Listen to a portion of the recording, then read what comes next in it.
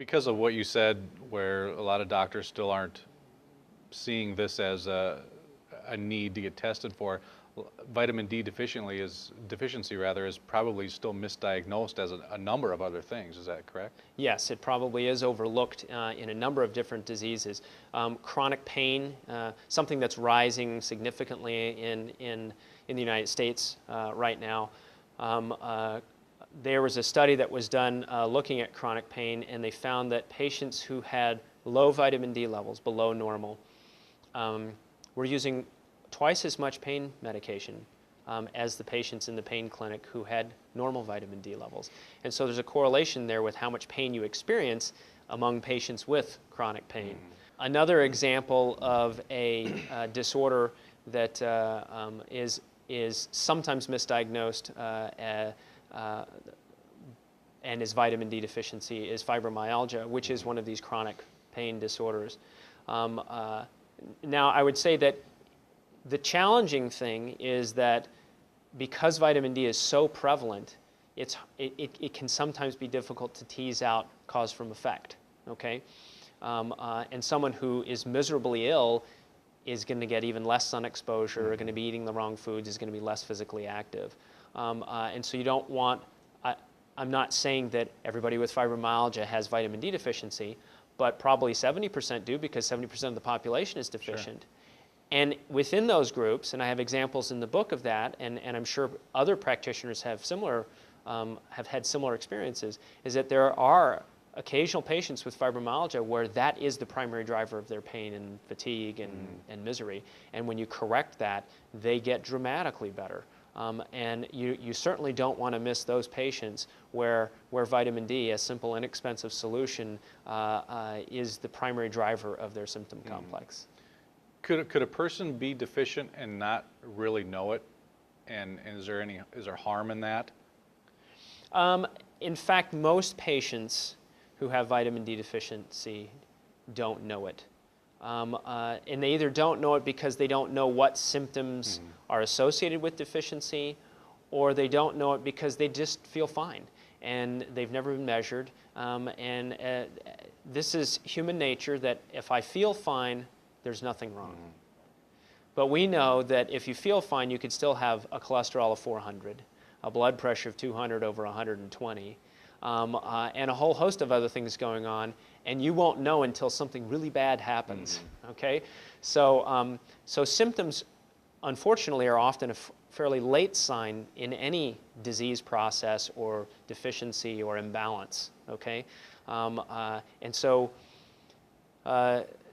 so just because you don't have any symptoms doesn't mean that you're not at risk. Take the risk quiz, okay, online, or get tested and find out, because it's a simple test, it's relatively inexpensive, and there's some immediate things you can do to change your risk. So like any other disease, like you mentioned, cholesterol, high blood pressure, good to get it checked to stay on top of it, because once you get too far down the road, it takes a lot longer to get where you want to be, more optimal health. Right. Well, the longer you're deficient in something, the more likely pathology, biological abnormalities have occurred as a consequence. Here's an example. Recently the Institute of Medicine came out with recommendations on vitamin D. I wrote a blog that talked about how they sort of missed the mark, which most of the people in the vitamin D field feel they've missed the mark.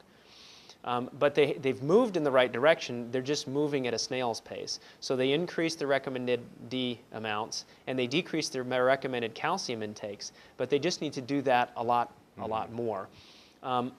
There was a paper I found that actually only came out about 1.5 years ago, which really sort of definitively tells us what the cut point is for normal vitamin D levels. And it was a study, an autopsy study. Sounded gruesome. Autopsy study done in Germany because they were going to use bone biopsies as the test, and it's hard to get people to volunteer for bone biopsies. So they said, well, what we want to do is take people who died from trauma, but not from chronic illness, and we're going to biopsy their bone, and we're going to look for changes, which is really a balance of mineralized versus unmineralized bone.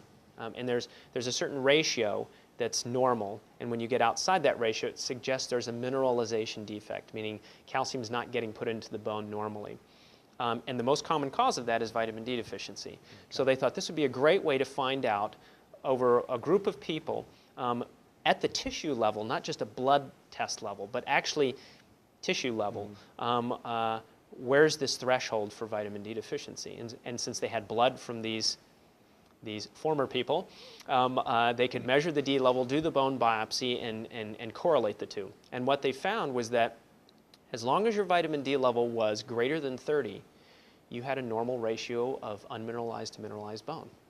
And when you fell below 30, that's when you started seeing, it wasn't universal, meaning everybody who had a level below 30 had abnormal mineralization of their bone, but all of the cases of abnormal mineralization fell below that threshold. That's pretty definitive to me that there is a threshold there and that we need to have a level above 30. Well, the Institute of Medicine said, oh no, anything above 20 or 25 is fine. Even with that study out. Even with that study out. So, and after the recommendations came out, I called up several of the other sort of researchers on vitamin D. Reinhold Vieth, I sent him an email. I said, so what gives, Reinhold? Did they not read this data? He says, oh, they read it, and it's in their report. They just completely misinterpreted the study. So, you know, the Institute of Medicine, unfortunately, there's these researchers who have been doing research on vitamin D for 30, 40 years. And the Institute of Medicine considers them tainted, biased.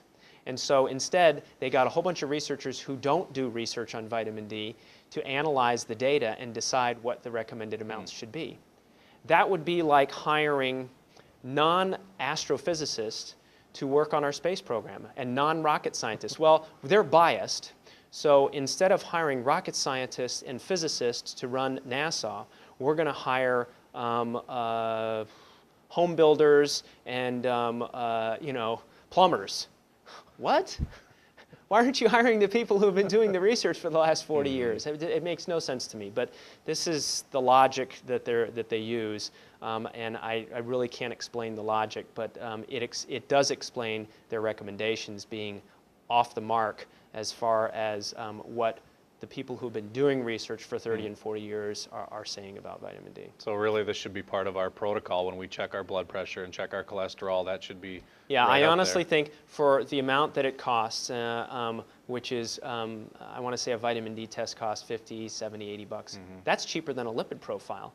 Cholesterol profile's 200 bucks sometimes, okay? So, and you don't have to measure it all the time. So you measure it peak and trough, end of summer, end of winter, find out what their highs and lows are, or replace them and then measure at peak and trough to see that they're where you want them to be at peak and trough.